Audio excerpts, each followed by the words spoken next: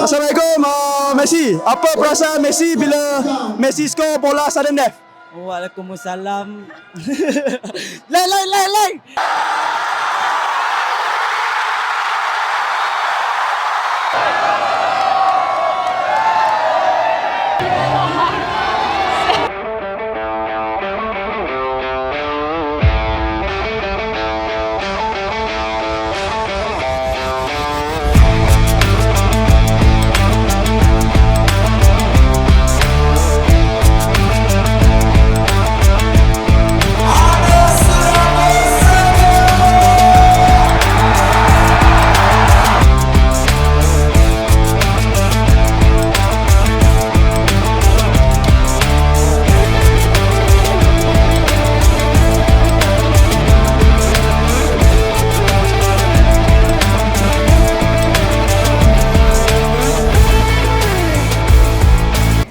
Yang cukup bermakna untuk you juga. Kita tahu semi-final Piala FA you save juga. Kali ini naib juara Piala FA bergelar juara MFL Challenge Cup, something yang different untuk you pada malam ini.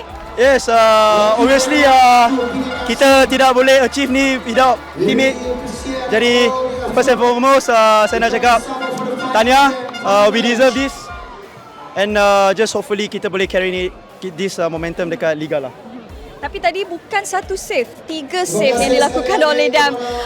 You rasa macam mana? Adakah itu yang dipraktis? Adakah itu yang you practice everyday dalam training juga, terutamanya menjelang si final macam ni lah?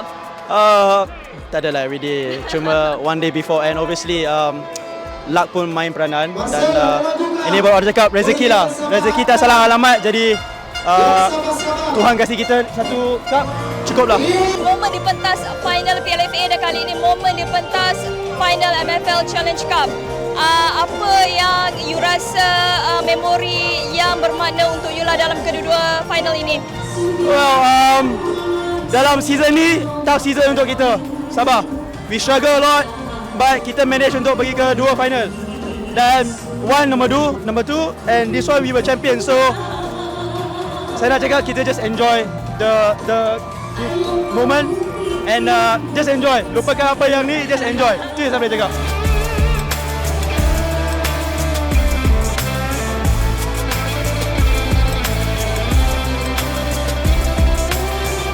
Diberi tanggungjawab besar lah. Last goal tadi tu kira macam penentuan lah. Kalau masuk memang confirm menang. Fikiran saya tu terkosong. Tak ada tekanan langsung. So ambil peluang tu, kita main home ground kita. So alhamdulillah rezeki pada tim Sabah FC. Tapi ini bukan benda baru jugalah untuk you kan, dah pernah buat sebelum ni kan? Cerita balik moment. Cerita moment ni saya pernah ke final Malaysia Cup. Lepas tu Subansih Cup. Semua Subansih Cup tu dekat JDT masa tu. So saya pernah ambil, first player ambil. So alhamdulillah saya guna orang kata experience lah penalti tu lawan malam ni.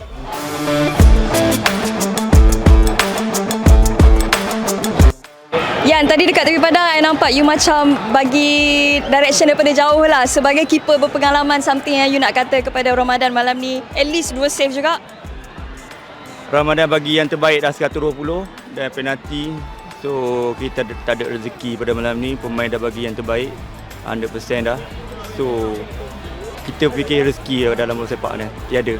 So kita fokus untuk Liga, habiskan Liga insya-Allah. Dia pun dah buat yang terbaik. So keep going lah. Ramadan, tak apa, walaupun kalah kan, tapi satu perlawanan yang cukup intens pada malam ini. Dah dapat juga save 2 jaringan tadi kan. Komen sikit Ramadan. Macam mana nak cakap bagi saya penalti ni lah apa yang terjadi. Kalau kami nak menang pun dalam 90 minit kami dah menang, tapi penentuan sepakat penalti ni kami hanya cuba nasib. Tapi rezeki tak memihak kepada Penang FC malam ini. Fan Penang yang mana datang Stadium Likah, terima kasih banyak-banyak. InsyaAllah rezeki kita cuba season baru insyaAllah.